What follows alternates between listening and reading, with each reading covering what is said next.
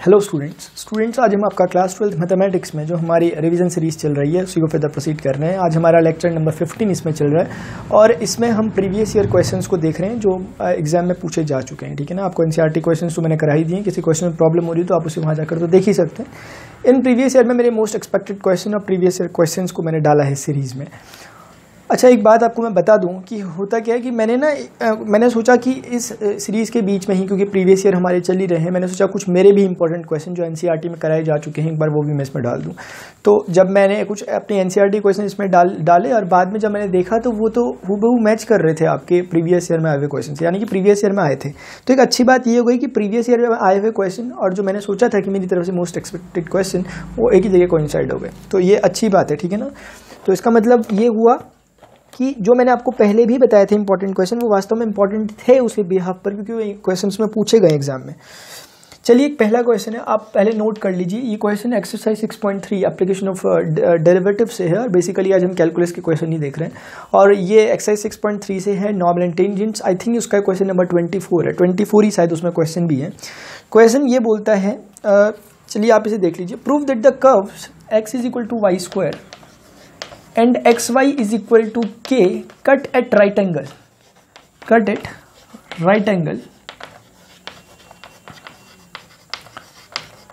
if and only 8k square is equal to 1।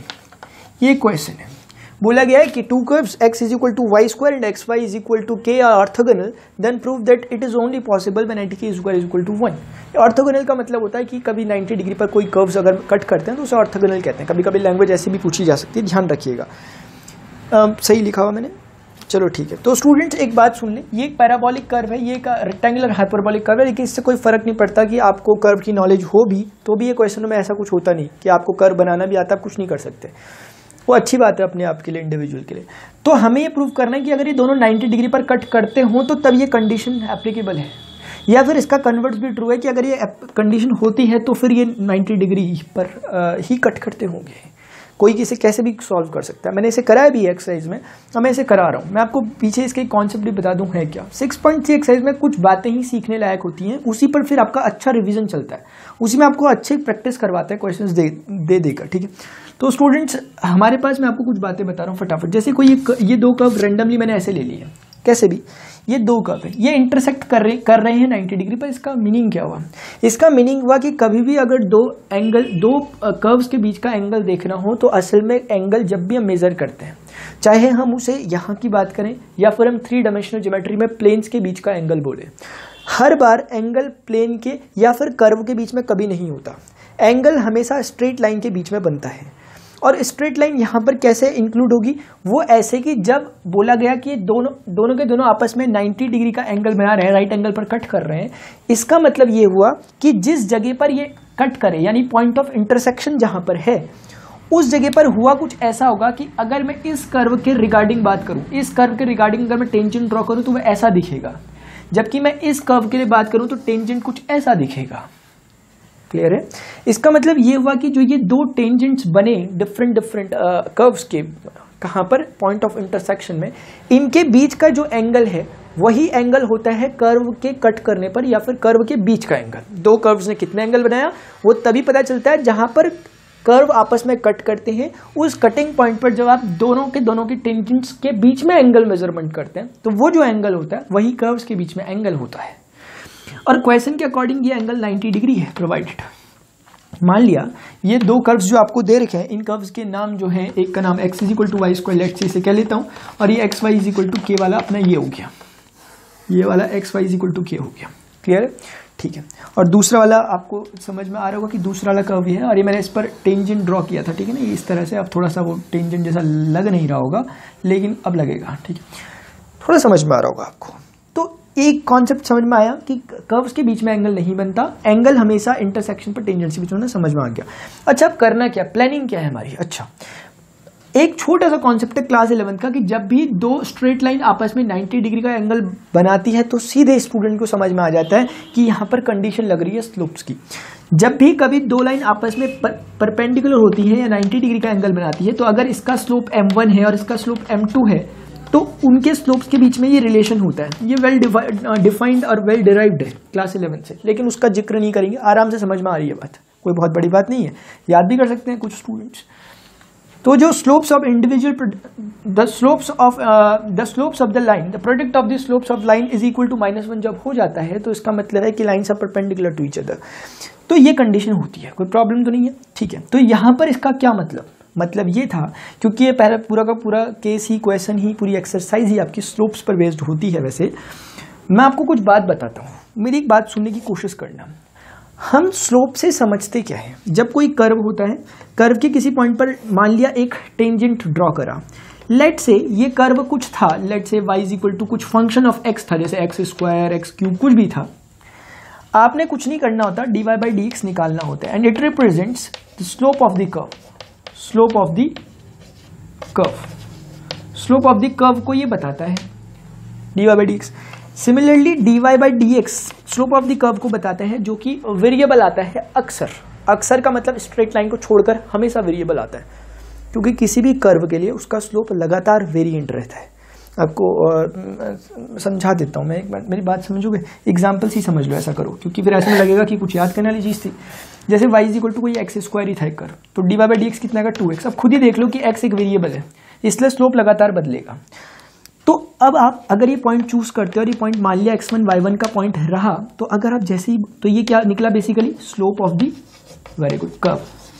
मैं आपको बार बार ये रिवाइज करवा रहा हूँ, क्योंकि ये मेन कॉन्सेप्ट है इसके पीछे छुपा हुआ इस एक्सरसाइज के।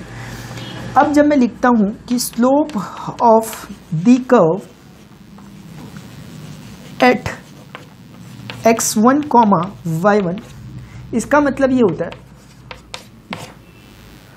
ठीक है, यानी कि मैं कहना चाह रहा हूं उसका रिप्रेजेंटेशन ऐसा है, dy by dx eight x1, y1, यानी मैं इस पॉइंट पर स्लोप निकालना चाह रहा हूं। इसका मतलब ये हुआ कि मैं इस पॉइंट पर टेंजेंट को ड्रॉ करूंगा, और टेंजेंट का जो क्या बोलते हैं स्लोप होगा, टेंजेंट का जो स्लोप होगा वो इस कर्व का इस पॉइंट पर स्लोप है। यानी कर्व का अपना स्लोप कभी नहीं होता, कर्व के किसी भी पॉइंट पर खींचे गए टेंजेंट का स्लोप होता है जो होता है बस। बाकी पूरे कर्व का स्लोप तो हमेशा वेरिएबल होता है इस तरह का। समझ में आई बात? ठीक है, तो जैसे पर्टिकुलर की बात करें तो 2x1 हम बोल सकते हैं, ये होती है बात। यानी मैं इस कर्व का कहीं ना कहीं dy बाई dx निकालूंगा, वो निकालेंगे, मैं आपको स्ट्रक्चर तैयार कर रहा हूँ, मैं इसका dy बाई dx निकाल दूंगा, मुश्किल बात नहीं है। फिर मैं dy बाई dx को एट x1, y1 पर फाइंड करूंगा, तो वो मुझे तुरंत एक स्लोप मिल जाएगा स्ट्रेट लाइन का, जैसे इस स्ट्रेट लाइन का स्लोप मिला। जैसे कि मैं बात करता हूँ कि लेट से ये वाला कर्व था ना, ये वाला कर्व ये है ना, ये कर्व ये वाला, तो मैं इस टेंजेंट के स्लोप की बात कर रहा हूँ जब m1 की बात कर रहा हूँ। यहाँ पर x1 y1 कोई और नहीं, पॉइंट ऑफ इंटरसेक्शन है। वो फुली आपको समझ में आ रही होगी बात है जो मैं कह रहा हूँ, ठीक है ना। ऐसे ही मैं इसका निकाल लूंगा dy बाई dx, निकाल लूंगा, वो अलग बात है, मैं निकाल लूंगा थोड़ी देर बाद, अभी प्लानिंग कर रहा हूँ। फिर मैं उसको दोबारा x2, y2 पर चेक करूँ, सॉरी x1, y1 पर ही चेक करूंगा, क्योंकि ये कर्व भी तो इसी पॉइंट से होकर पास कर रहा है। लेकिन इस बार ये कर्व पर मैंने अगर इस पॉइंट पर चेक किया तो वो टेंजेंट तो वो है, तो डेफिनेटली वो इस टेंजेंट के स्लोप की बात कर रहा है, लेट्स से m2। ये दोनों क्योंकि परपेंडिकुलर है तो मैं कंडीशन लगा दूंगा कि m1 m2 is equal to -1, that's it. बस ये प्लानिंग है हमारी, ये क्या थी हमारी प्लानिंग। अब काम करते हैं इस प्लानिंग पे, ठीक है ना। अब इसे हटा देता हूँ, एग्जाम्पल दिया था, ठीक है। अब मैं लाता हूँ एक एक करके इस कर्व को फटाफट। x is equal to y², इस कर्व का डेरिवेटिव निकालूंगा तो x इज इक्वल टू 1 हो जाएगा, y is equal to 2y dy by dx हो जाएगा ना, स्लोप इसका मतलब स्लोप ऑफ द कर्व मेरा निकल जाएगा 1/2y, इजंट इट। आप देखेंगे ये वेरिएबल है क्योंकि ये y डिपेंडेंट है, यानी कर्व का स्लोप लगातार बदल रहा है। तो मैंने पता करना चाहा कि भाई स्लोप ऑफ द कर्व मुझे कहीं पर भी नहीं चाहिए, मुझे चाहिए सिर्फ x1, y1 नाम के पॉइंट पर। तो इन्होंने कहा x1 का तो कुछ है नहीं, कुछ भी ले लो, लेकिन y हम बदल के दे देंगे आपको इसके रिगार्डिंग, तो 2y1, यानी ये ही तो असल में slope of the curve at this point हुआ। तो ये मेरा इस बार निकल गया 1/2y1, इजंट इट। सिमिलरली इसको मैं यहाँ से इरेज कर बहुत इंपॉर्टेंट क्वेश्चन है, एग्जामिनेशन में पूछा गया है बहुत बार। सिमिलरली मैं xy इज इक्वल टू के को पकड़ कर लाऊंगा और मैं बोलूंगा first function derivative of second function derivative of first function, k का डेरिवेटिव 0 क्योंकि कांस्टेंट है। dy बाई dx मेरा आसानी से यहाँ से निकल कर आएगा माइनस का y अपॉन x, लेकिन मैं कहूँगा मुझे ये नहीं चाहिए। मैंने इस कर्व के रिगार्डिंग बात करी है और चाहता हूँ कि इस पॉइंट पर स्लोप मिले ताकि मैं इस टेंजेंट के स्लोप की बात कर सकूँ। तो मैं बोलूँगा dy by D X at x1 comma y1 which is equal to minus y1 over x1 isn't it. यानी यही तो अब कुछ और नहीं m2 निकला। क्लियर है? इसका मतलब m2 की वैल्यू माइनस का y1 अपॉन x1 आ गई। प्रॉब्लम नहीं है बिल्कुल भी। बस इसको भी मैं यहाँ से रिमूव कर देता हूँ। ठीक है, देखिए जरा स्टूडेंट्स, अब जरा समझना, समझ में तो आ रही होगी ना बात? प्लानिंग समझ में आई आपको? मैंने पूरे डिटेल में खोल के दिखा दिया आपको क्वेश्चन को। ठीक है ना? अब मेरी बातें रिपीट भी कर लेना, सुन लेना, अगर कोई प्रॉब्लम हो रही है समझ में आ जाएगा पक्का। आराम से 1/2y1 पहले कर्व का स्लोप है एट x1 y1 पर, दूसरे कर्व का slope minus y1 upon x1 है और ये प्रोडक्ट -1 के इक्वल होना चाहिए, प्लस हो जाएगा कैंसिल होकर। अच्छा, एक अच्छा सा काम होता हुआ दिख रहा है कि y1 ने y1 को भी कैंसिल कर दिया, यानी 1/2x1 इज इक्वल टू 1 आ गया। ठीक है, हमें करना क्या है? क्या हमें पॉइंट ऑफ इंटरसेक्शन निकालना है? और मैं कर क्या रहा हूं? मुझे पता है मुझे प्रूव करना है, लेकिन आइडिया नहीं, आइडिया सिर्फ एक ही बात देती है कि ये राइट एंगल पर कट कर रहा है, इसलिए मैंने जस्ट राइट एंगल की कंडीशन रखी। राइट एंगल की कंडीशन रखकर मेरे हाथ ये लगा। अब मैं बोल रहा हूँ कि और क्या हो सकता है? मैंने बोला ये तो के पर डिपेंडेंसी है, यानी के की जैसी बातें चल रही हैं यहाँ पर। तो मेरे मन में एक आइडिया आया। आइडिया ये है कि जैसे x1 बाई चांस यहाँ से एक बार निकाल लें, हो सकता है आपको देखकर ज़्यादा बेटर समझ में आए। x1 मान लिया हाफ निकल गया, अब मैं बोल रहा हूँ एक बार y1 भी निकाल दूँ। अब y1 निकालने के लिए सवाल मेरे पास ये है कि एक तो मेरे पास curve x is equal to y square नाम का है, एक तो कर्व मेरे पास x is equal to y square नाम का है, और दूसरा कर्व मेरे पास x y is equal to k नाम का है। अब कोई मुझे कह रहा है कि आपके पास x निकल गया, अगर मैं y निकालने में इंटरेस्टेड हूँ तो y कैसे निकलेगा? y कैसे निकलेगा, यानी y कैसे निकलेगा? या तो मैं इस कर्व पर डालूं या तो मैं इस कर्व पर डालूं तो y निकल जाएगा। किस पर डालोगे? किसी पर भी डाल सकते हो। बस फर्क इतना होगा कि यहाँ y की कुछ वैल्यू आएगी, यहाँ y की वैल्यू k के टर्म्स में आएगी। जैसे मैं निकाल कर दिखाता हूँ, जैसे यहाँ पर 1/2 is equal to y square है, यानी कि y is equal to plus minus of 1/√2 हो जाएगा। ये हो गया। यहाँ पर मैंने जब x की वैल्यू डाली, क्योंकि ना वो पॉइंट ऑफ इंटरसेक्शन है, यानी इस कर्व के लिए भी इस कर्व के लिए दोनों x y सेम है, इसलिए मैं कहीं पर भी x डाल सकता हूँ ना। तो इज इक्वल टू के निकला, यानी y is equal to students 2k निकला। अब कोई पूछेगा ये वाला y सही है या ये वाला, दोनों ही सही है। बस फर्क इतना है कि कांस्टेंट टाइप में है, वो k की फंक्शन में, k की टर्म्स में, तो वो भी एक तरह से नो नहीं मानो क्योंकि k गिवन था ना। ये मैंने आपके सामने ओपन करी स्टोरी। आइडिया यहाँ से ये मिलता है कि हमें ये प्रूफ करना था। दिमाग में बात आ रही है कि ये y गलत नहीं है और ये y भी अपने आप को कहीं से भी गलत नहीं कह रहा, यानी ये दोनों बातें एक ही चीज़ को कह रही हैं, यानी कि 2k is equal to, plus minus कहना चाहो तो कह लो, अदरवाइज चलो कह लो। ये मुझे समझ में, मैं k का रिलेशन चाह रहा था ना, यहाँ से आइडिया मिल गया। वहाँ तक तो कंडीशन ने ले जाके छोड़ दिया हमें, फिर हल्का सा हमने सोचा थोड़ा, हमने बोला x1 निकल रहा है। ठीक है, तो इसको आप 2√2k is equal to plus minus 1 type कह सकते हो। और दिख रहा है कि यहाँ k स्क्वायर जैसा दे रखा है, तो मुझे लगा कि क्यों ना स्क्वायर ही कर दे हम भी दोनों तरफ। तो 2√2 बेसिकली स्क्वायर रूट 8 होता है, अदरवाइज स्क्वायर करके भी आप 2√2 का देख ले 8 ही आएगा। दोनों तरफ स्क्वायर करने पर हम पाएंगे कि 8k square is equal to 1 आ गया। यही हमारी रिक्वायर्ड कंडीशन है। तो कोई जबरदस्ती आंसर लाने वाला क्वेश्चन नहीं था, ये समझने वाली बात है, समझ लें इसे। ठीक है ना, आपके सामने लिख दिया, क्वेश्चन जरूर पूछा जा सकता है। याद करने पर फोकस करेंगे, पक्का भूलोगे। ये लिख के ले लो मेरे से, ठीक है ना। ठीक है, एक अच्छा सा क्वेश्चन देखते हैं। अभी दूसरा कैलकुलस की क्वेश्चन आज मैं आपको करा रहा हूँ, उसमें भी साइड डेरिवेटिव, चलो मिक्स है, डेरिवेटिव इंटीग्रल भी है। देखेंगे स्टूडेंट्स, एक क्वेश्चन है, चलिए ठीक है, अच्छा क्वेश्चन है, नोट कर लें, 6 मार्क का क्वेश्चन है। Show that semi vertical angle of a cone of a maximum volume and given slant height is cos inverse 1/3। 6 mark का क्वेश्चन, आई थिंक 2016 में पूछा गया था। एक सेमी वर्टिकल हमें शो करना है कि एक कोन का सेमी वर्टिकल एंगल हमें शो करना है कि कितना होता है, cos inverse 1/3। We have to prove this.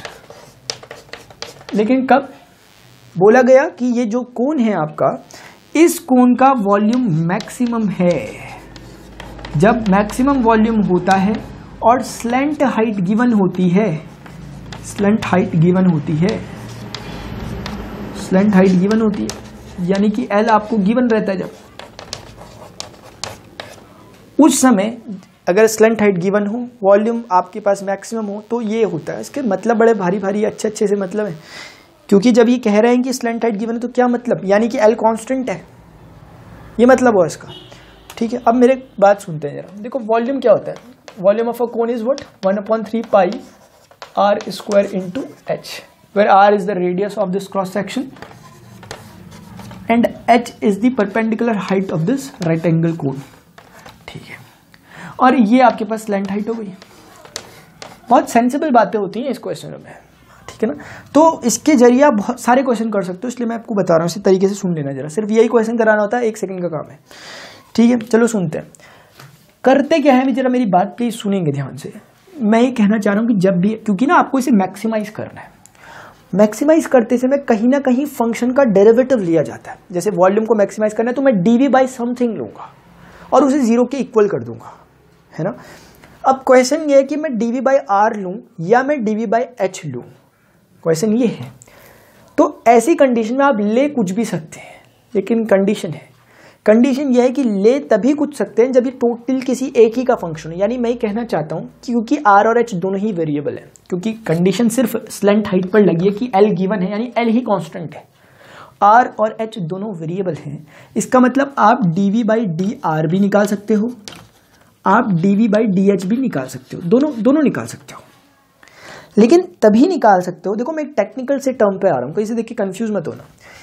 ये कुछ कह रहा है, अच्छी सी बात, ये तभी आप कर सकते हो when v is only function of r and this is only applicable when v is the function of h।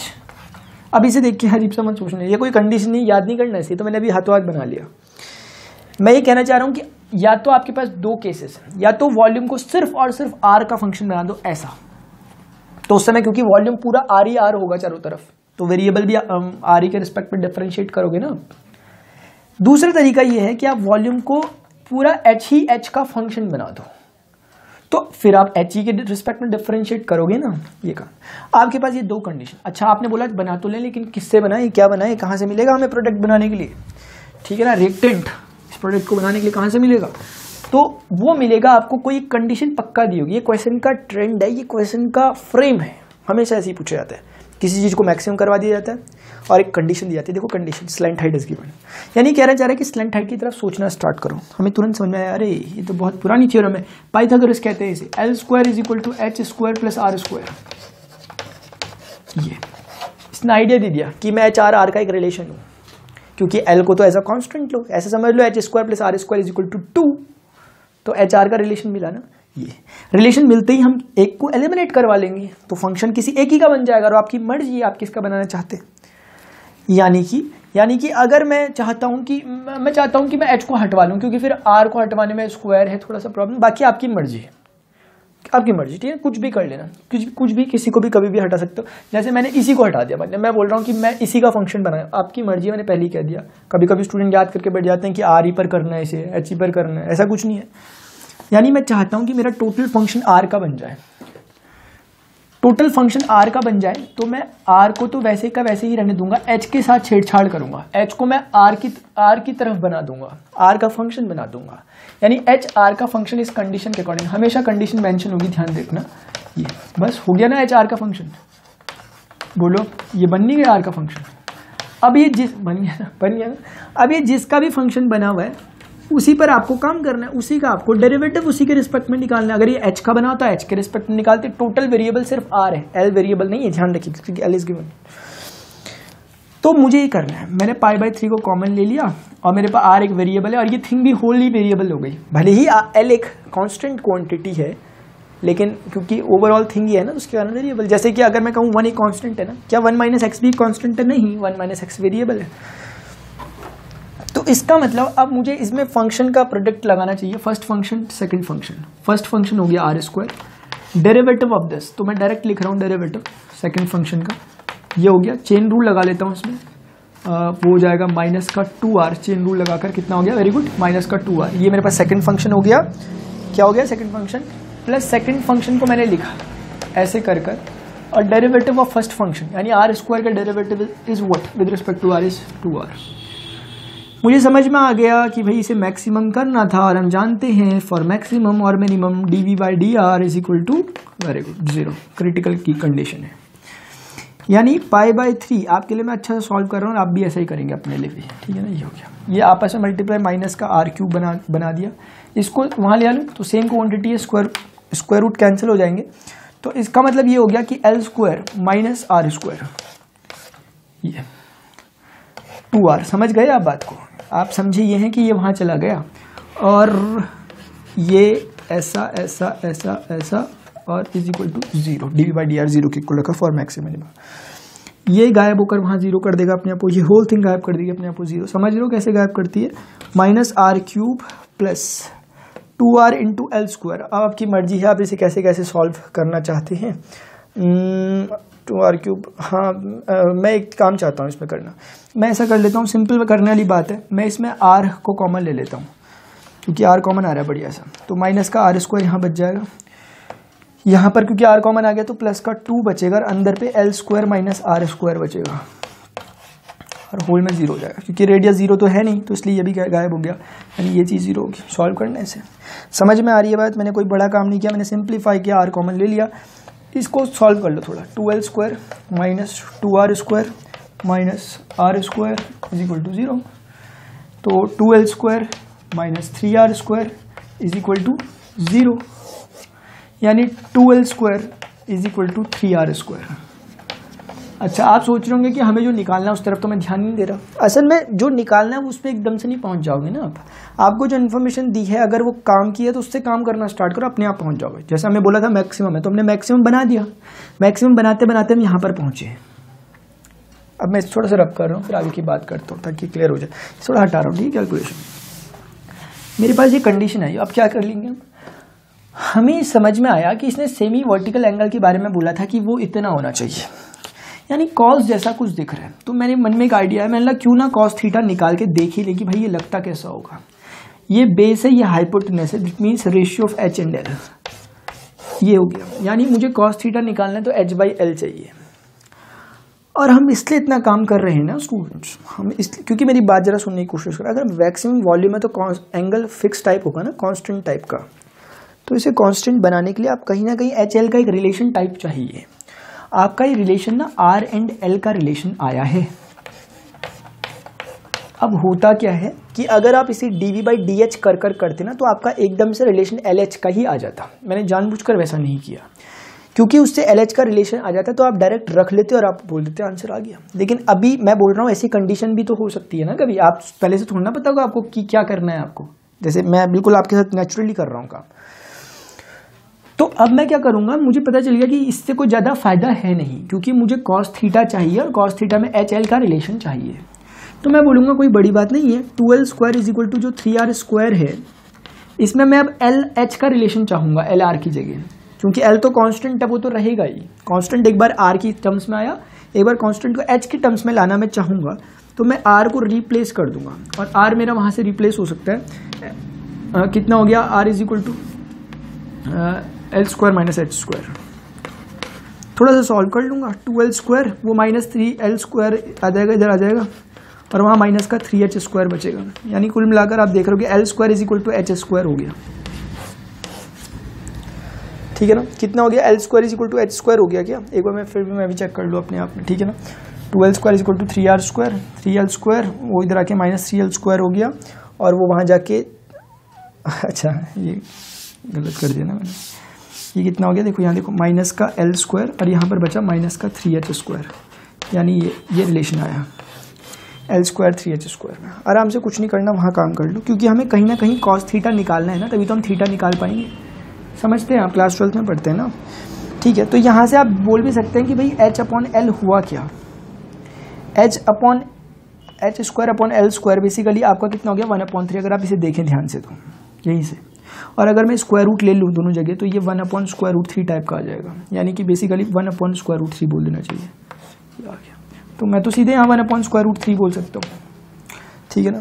√3 आ रहा है मेरा, एक्चुअली सही कहीं ऐसा तो नहीं है मैंने क्वेश्चन गलत नोट कर लिया हो, या फिर मैं एक बार हल्का सा अपने आप को चेक कर लूँ, क्रॉस चेक कर लेता हूँ।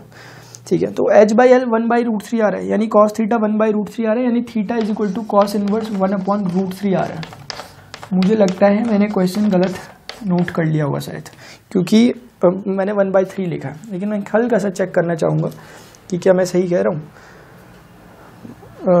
L square is equal to 3h square आएगा, तो L is equal to h√3 आएगा। हाँ बिल्कुल सही है, ये सही है।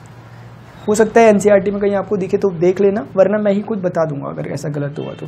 गलत नहीं होगा, मैंने क्वेश्चन गलत देख लिया, ये कॉस इनवर्स 1/√3 ही प्रूव करना होगा, ठीक है ना। तो ये आपका प्रूव हो चुका है, बड़ी बात नहीं है। 6 मार्क का क्वेश्चन होता है, कुछ भी नहीं है, छोटा सा कैलकुलेशन है, काम की चीज़। तो इसमें ऐसा नहीं है कि बहुत बड़ा कॉन्सेप्ट लग रहा है, ठीक है। और ये देख लेना, मैंने बता दिया आपको 1/√3 ही था, कहीं ऐसा ना हो आपने ट्राई किया हो और आपका 1/√3 आ रहा हो, ठीक है।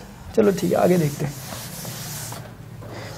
चलिए स्टूडेंट्स, एक क्वेश्चन देता हूँ आपको करने के लिए, करके दिखाएं इसे जरा। -2 to 2 x square over 1 + 5 raised to the power x dx, इसे ट्राई करें जरा। ये क्वेश्चन आपसे हो पा रहा है क्या? हो गया, ठीक है, देखते हैं। तो मैंने इसे क्वेश्चन नंबर 3 लेट से आई कह दिया। देखते ही समझ में आ रहा है कि ये क्वेश्चन -a to a वाला क्वेश्चन है, यानी डेफिनेट इंटीग्रल में, क्योंकि ज़्यादातर यही प्रॉपर्टीज दो यूज़ होती हैं। फ्रीक्वेंटली यूज होने वाली प्रॉपर्टी है 0 to a f(x) dx वाली, और अदरवाइज -a to a वाली, वो ये आपके सामने रखी हुई है। अब अगर स्टूडेंट्स मुझे सॉल्व करना है तो क्या आइडियाज़ हमारे माइंड में आ सकते हैं, ठीक है ना। कोई खास नहीं, इसको देखकर तो एक ही बात याद आती है कि फंक्शन, मैं आपको फिर से बता दूं, मैं बहुत बार बताता हूं जब भी ये क्वेश्चन आता है, -a to a f(x) dx, ताकि आपकी प्रैक्टिस हमेशा होती रहे। 2 times 0 to a f(x) dx हो जाता है only if f of -x is equal to f of x, यानी if function is even type function, और this is equal to 0 when f of -x is equal to -of fx, function is odd. यानी ये sign type के function के लिए होता है, मैंने बताया इसको बहुत बार, क्योंकि यहाँ -sin x होता है तो sin x एक ऑड फंक्शन है। कॉस टाइप का फंक्शन होता है, ये इवन फंक्शन होता है, यानी इस टाइप में। मैंने आपको बातें बता दी, समझाई मैंने पहले भी है, मैंने एक लिख दी ताकि आपको देखते ही समझ में आ जाए कुछ, ये होता है, मैंने बता दिया। अच्छा, अभी आप क्या करेंगे, आप कम से कम चेक करने की कोशिश करेंगे कि भाई इसका f of -x होता क्या है, क्या ये इवन है, क्या ये ऑड है। तो इसलिए आप थोड़ा सा पहले fx को ही मैं आपको क्लियर कर दूं कि fx आपका ऊपर से देखने से देखें तो x² + 5 की पावर ये है x²। मगर आपको कहूँ कि f of -x निकालें तो आप x के प्लेस पे -x रखेंगे, और जहाँ जहाँ x दिख रहा है वहाँ वहाँ -x रखते हुए चलेंगे। थोड़ा सा सॉल्व करेंगे तो ये चीज़ तो आपकी x² ही रहेगी, क्योंकि माइनस का उसका इतना ही होता है। नीचे आप देखेंगे तो ये 1 + 5 की पावर -x हो चुका है। फिर मुझे लगा आप क्या करना चाहिए, तो मुझे लगा कि इसे थोड़ा सा सॉल्व किया जा सकता है। x² ओवर 1 + 5 की power -x, what does it mean, 1/5 raised to the power x, ये है ना। इसको थोड़ा सा सॉल्व अगर करें तो x² 5 की पावर x को यहाँ मल्टीप्लाई करके 1 यहाँ हो जाएगा, है ना, और ये होल अपॉन में 5 की पावर x आ जाएगा। ऐसे कर 5 की पावर x ऊपर जा सकता है, और ऊपर जाकर ये हो जाएगा x² ओवर 5x + 1। आराम से नोट कर लो अपने स्टाइल से, ठीक है ना, ये हो गया। यानी मैंने f - x जब निकाला तो वो इतना आ रहा है, ये मैंने अलग से निकाल के दिखाया। अगर मैं इसे इंटीग्रल की फॉर्म में ही करने लगूँ सॉल्व, अगर मैं इसे स्टैंडर्ड की तरह सॉल्व करके दिखाऊँ, वरना मैंने आपको आइडिया दी थी असल में। आप इस चीज़ को ना एक बार नोट कर लें, ठीक है, नोट कर लें आप इसे, क्योंकि देखो ये कौन निकल के आया, ये f - x निकला, ठीक है, ध्यान रखना कौन निकला है, f - x। आप कहीं कंफ्यूज तो नहीं जाओगे, देखना। अब मैं दोबारा से यहीं पर हल्का सा, अब मैं वो जो चीज़ें मैंने करा रखी है उन्हें लिखूंगा नहीं, यहाँ पर एकदम से जंप कर लूँगा, क्योंकि इसी आई पर जब मैंने क्या करना स्टार्ट किया, मैंने -2 to 2 वाली प्रॉपर्टी लगाई। असल में आप इसे इस तरह से भी समझ सकते हैं ना, कि आपने शायद ये पढ़ा हो कि a to b जब f(x) dx होता है, तो आपने पढ़ा हो कि प्रॉपर्टी है कि a to b f of sum of limits -x dx, ये सुना होगा आपने शायद। यानी मैं अगर कह रहा हूँ आपको कि मैं ये प्रॉपर्टी लगा रहा हूँ, बाकी मैं करना क्या चाह रहा हूँ वो तो मैंने आपको दिखा दिया, लेकिन मैं अब दुनिया की नज़रों में इसे कैसे करते हैं वो दिखा रहा हूँ, ठीक है ना। देखना जरा, आराम से समझना। इसलिए मैं कह रहा हूँ कि मैंने इस पर ये प्रॉपर्टी लगाई तो आई ही रहेगा, क्योंकि प्रॉपर्टी के अकॉर्डिंग -2 + 2 0 हो गया, तो 0 - x यानी f of -x dx, इसीलिए मैंने x के बेस पे -x रखा। मेरी बात समझ में आ रही है? यहाँ x को किससे रिप्लेस किया गया? a plus B minus X से। तो मैं भी x को a plus B minus 2 plus 2 minus X, यानी कि x को मैं सिर्फ माइनस एक्स से रिप्लेस करूंगा, है ना। तो जब x को माइनस एक्स से रिप्लेस करूंगा, ऊपर वाला ऐसे ही रहेगा, नीचे वाला 1 प्लस 5 की पावर माइनस एक्स होगा जैसे भी कराया था, और वो करते करते ऐसा हो जाएगा। आपने भी देखा था, अभी कराया था ना मैंने आपको, अभी कराया था स्टूडेंट्स 1 मिनट पहले, ठीक है ना। इन दोनों में एक अच्छी बात लग रही है कि दोनों के डिनोमिनेटर सेम है, और जब भी ऐसा कुछ होता है हमें पता है डेफिनेट इंटीग्रल में ज़्यादा काम तो ऐड करने से ही चलता है। 2 है, ये 1 है, दोनों को ऐड कर दो। देखा कि -2 to 2 दोनों की लिमिट है, उसमें ऊपर पे एक्स स्क्वायर है, इसमें यहाँ पर 5 की पावर एक्स स्क्वायर है, dx दोनों की मैंने ऐसे कॉमन ले लिए। दोनों का डिनोमिनेटर स्टूडेंट्स क्या है? सेम है, 1 प्लस 5 की पावर x दोनों का डिनोमिनेटर है ये। ऊपर से दोनों से एक्स स्क्वायर कॉमन आ रहा है, यानी 2y is equal to -2 to 2 X square दोनों में कॉमन आ रहा है, यानी एक्स स्क्वायर कॉमन आया तो अंदर बचा 1 प्लस 5 की पावर x, 1 प्लस 5 की पावर x, ठीक है ना। ये dx ओवर 1 प्लस 5 की पावर x दोनों में कॉमन आ गया। अब तो कुछ बचा ही नहीं, काम वही था स्टार्टिंग में छोटा सा। प्रॉपर्टी से ज़्यादा होता है डेफिनेट इंटीग्रल के क्वेश्चन, ये हमेशा माइंड में रखें, ठीक है ना। ये कैंसिल हो गया, अब कुछ नहीं बचा। 2y is equal to X square का इंटीग्रेशन x³/3 होता है, और लिमिट लगा देंगे इसमें एक बार -2 to 2। 2y is equal to आपका हो गया, या फिर i is equal to simply बोल दूँ कि 1/6, क्योंकि 2 3 से मल्टीप्लाई हो गया। 2 का क्यूब अपर लिमिट 8 माइनस कर -2 का क्यूब -8, यानी 8 8 16 हो गया, 16/6 8/3 हो गया, ठीक है ना। ये एक सिंपल सा क्वेश्चन था, लेकिन ये पूछा जा सकता है। आपको होपफुली बिल्कुल समझ में आया होगा। मैंने कोई बहुत बड़ा काम नहीं किया, बता मैंने हर बात दी। मैं थोड़ा सा थका हुआ सा महसूस कर रहा हूँ मैंने, लेकिन बता हर बात दी है आपको, और बता दी है मैंने आपको बात, ठीक है ना। बस इतना हो सकता है कि मैंने ज़्यादा जोर नहीं दिया होगा किसी बात पर, ठीक है ना, लेकिन बताई है मैंने बात। चलो मैं एक क्वेश्चन और करवा लेता हूँ, 1 2 क्वेश्चन देखना स्टूडेंट जरा।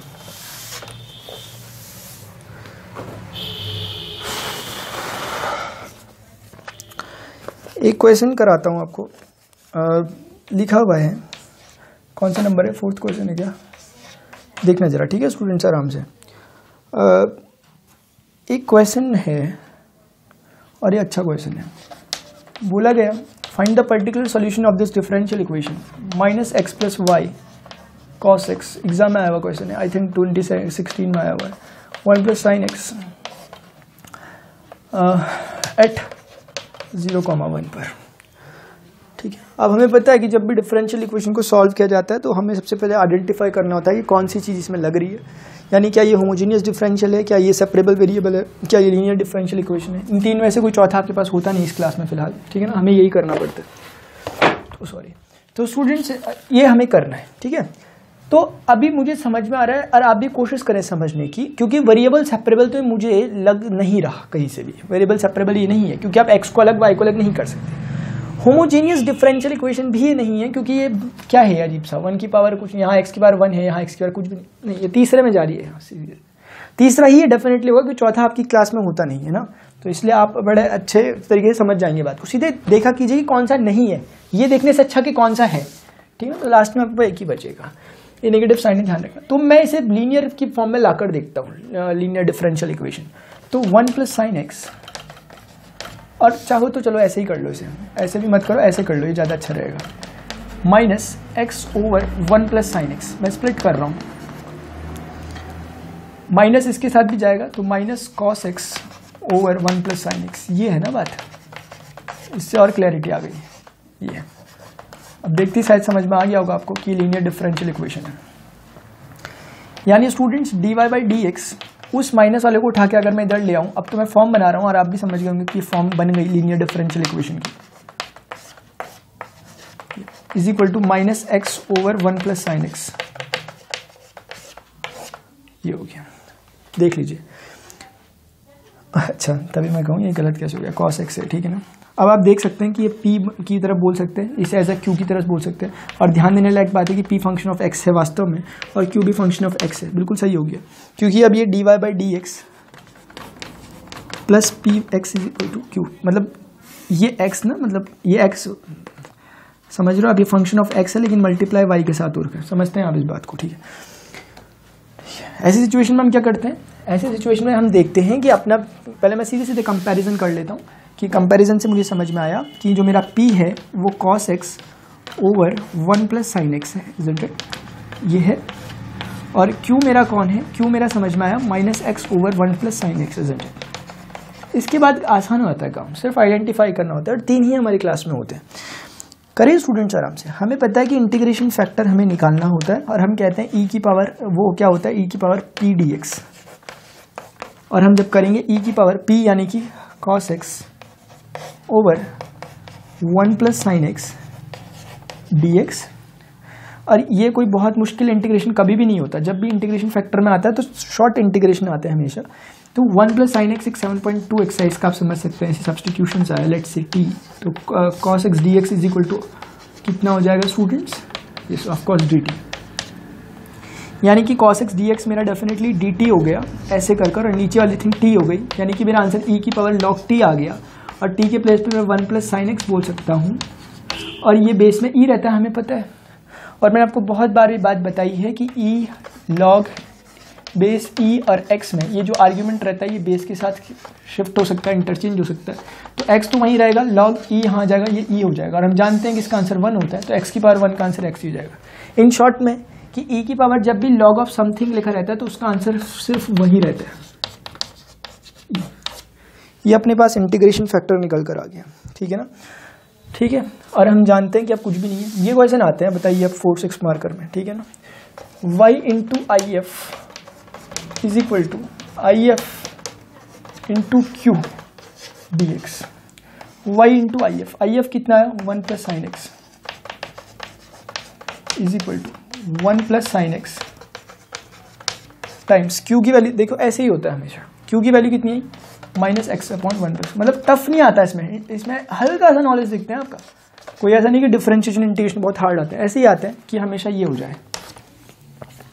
आप देखोगे यहाँ से तो y times 1 plus sine x बचा, वहाँ से माइनस को कॉमन ले लो ऐसे करके, माइनस एक्स का अगर आप एक्स का इंटीग्रेशन करोगे तो एक्स स्क्वायर बाई 2 होगा, और एक प्लस कांस्टेंट ऐड कर लेना, ये आपका जनरल सॉल्यूशन है। लेकिन आपको पर्टिकुलर सॉल्यूशन निकालने के लिए कहा गया क्योंकि आपको पॉइंट्स दिए गए हैं, स्पेसिफिक सॉल्यूशन कहते हैं इसे। तो स्टूडेंट्स हम क्या करेंगे, y के प्लेस पर 1 रखेंगे और x के प्लेस पर 0, तो साइन 0 0 हो जाएगा, x के प्लेस पर 0 रखेंगे ये होगा, यानी कांस्टेंट की वैल्यू आपके पास 1 आ गई।